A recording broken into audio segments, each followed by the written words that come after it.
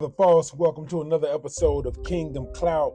We are back. I know it's been a minute, but trust me, we are back. Our scripture for today is Psalms 40, Psalms 40, 1 through 3 in the NIV, and it reads, I waited patiently for the Lord. He turned to me and heard my cry. He lifted me out of the slimy pit of mud and mire.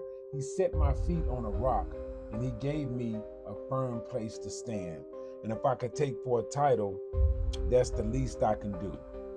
And the least I can do is wait on the Lord.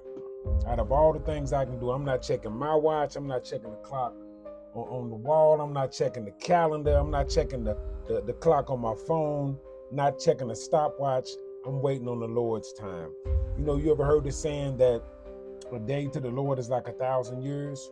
So who am I to complain about however many times I have to wait on the Lord? But what I've learned going through what I've been going through over the last so many years is that God has me in like an incubator.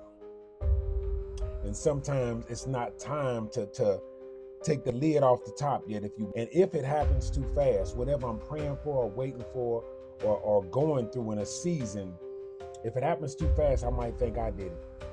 But when it happens on God's time, it deepens my faith, it deepens my trust, and it deepens my resolve. So waiting on his timing is the perfect timing. You think about the Bible in certain instances when people had to wait on God. King David, he had to wait 15 years before he was king until he actually became king. And you think in that 15 years he could have got frustrated and said, oh, whatever with this? But of course, but that 15 years, God was doing something. What about even Jesus himself? He waited 30 years before he started his public ministry, and it only did it for 3 years. So you got to think in that whole time, God is the master orchestrator of timing and moving pieces in places where they go.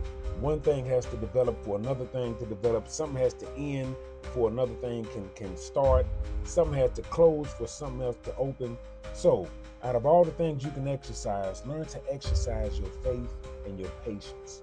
They go hand in hand.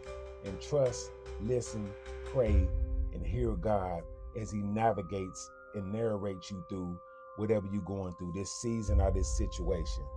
Patiently wait on him and trust the Lord. This is Brother False, another episode of Kingdom Clout, and I'm out. I'll see you next episode. Peace.